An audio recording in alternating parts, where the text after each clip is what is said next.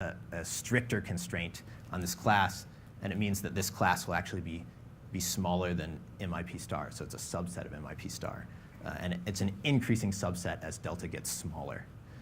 And so just like we had this decreasing upper bound for the SDP hierarchy, now we have this increasing lower bound for complexity classes.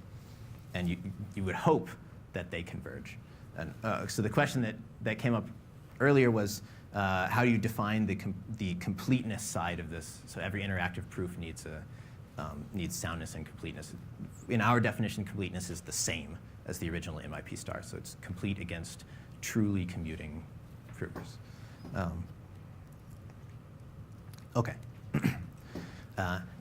And so now we have this increasing sequence of lower bounds of complexity classes. And again, the Strong Kirchberg conjecture is the missing piece, or a missing piece that, if you knew it was true, would imply that this sequence converges in some sense. There's some delta for which this is exactly equal to the true MIPstar. And OK, so why did we introduce this complexity class? The purpose of this was, for one thing, you can rephrase the main result in terms of this complexity class. So this is straightforward. You can show that the rounding scheme, which was our main result, implies an upper bound on MIPstar sub delta, which is doubly exponential time. So it's big, but it's, at least it's an upper bound. And in a sense, this is somewhat close to the best you could hope for. There's a delta in the denominator here as well. But imagining this with constant delta, for example, is still interesting. And so here's sort of the real purpose for defining this complexity class is now you can also prove a lower bound. And we do prove a lower bound. You can actually show that NEXP is contained in this complexity class with very small delta, albeit with exponentially bad soundness. And so if you had this result with good soundness, it would show that this doubly exponential time upper bound is sort of close to being optimal. So it's not too bad. It's sort of as close to being as good as you could hope for. OK. And I won't describe our proof for this in detail either. So I haven't described the proof of our main result, the rounding scheme. I have a couple slides for that at the end in case people want to know, but I'll probably run out of time. And then for the lower bound, the sort of other part of the main result, I'll just say that our technique for this was based on this sort of in analog to the technique used in this paper of Ito, Kobayashi, and Matsumoto. And they use a 3-query PCP for NEXP. And they use also this nice trick called the oracularization technique. OK. Right. So that's everything, and I'll just wrap up with a conclusion slide. So the first thing we did, and sort of our original motivation, was to come up with a rounding scheme for this QC-SDP hierarchy for quantum games, which at least gives some quantitative estimate of how increasing the number of levels in this algorithm is helping you somehow. And so this says that it's helping you because it's pushing these strategies to be closer and closer to commuting. And another thing that we encountered is that the direct approach of proving that approximately commuting strategies are close to exactly commuting ones runs into these deep mathematical conjectures that are all still open. But you can still analyze the progress that you've made by using complexity and by proving lower bounds. And indeed, by the way, if the Strong Kirchberg conjecture were true, then these upper and lower bounds would not just apply for MIPstar sub delta, our approximate version of MIPstar, but they would apply for MIPstar itself, modulo this conjecture.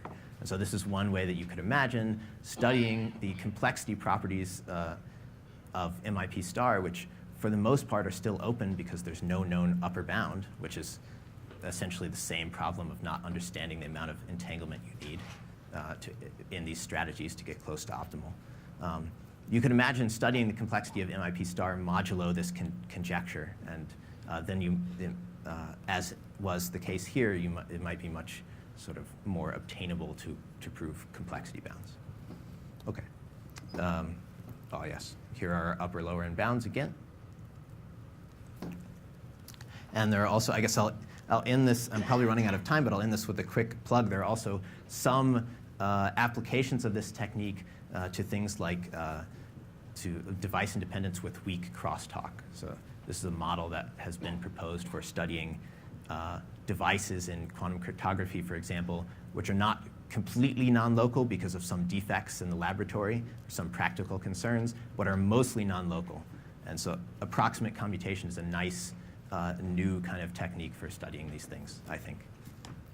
Okay, that's it.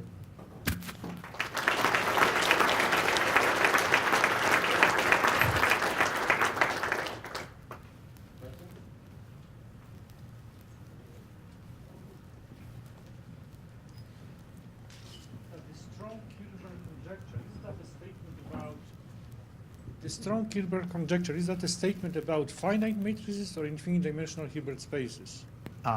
Because the cons, the original, at least the standard formulation of cons problem is about infinite-dimensional operator algebras. Right. So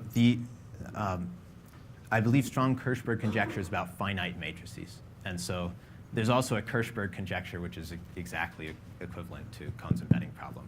That's a weaker statement than Strong Kirchberg. Yeah.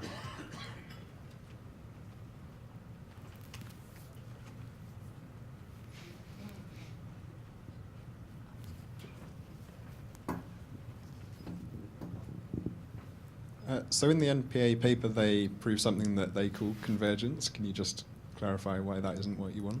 Oh, I see. Okay, that's a good question. So there is a result in the NPA paper. Let's see. Yeah, so they prove, what terminology should I use for this? They prove, I guess, convergence of this algorithm in the field-theoretic limit. So they produce yes, operators on I think, accountably infinite dimensional Hilbert space, which exactly commute and which have the winning probability that is the limit of this STP hierarchy. And so this is one sense in which you could ask about convergence. And then the question of whether this is equivalent to the limit of winning probabilities obtainable by finite dimensional strategies is another one of these open math problems. I think this one is Cyrilson's problem. And so there's another open math problem to show that those are equivalent. But for me, my main concern about that one is that there's no convergence bound. So it's convergence in the limit in some infinite time, but there's no like quantitative bound about how fast you're getting there. And that was to me the motivation about like trying to find a rounding scheme. So our rounding scheme doesn't round to non-local strategies, but it does give you like a quantitative speed at which these things are converging.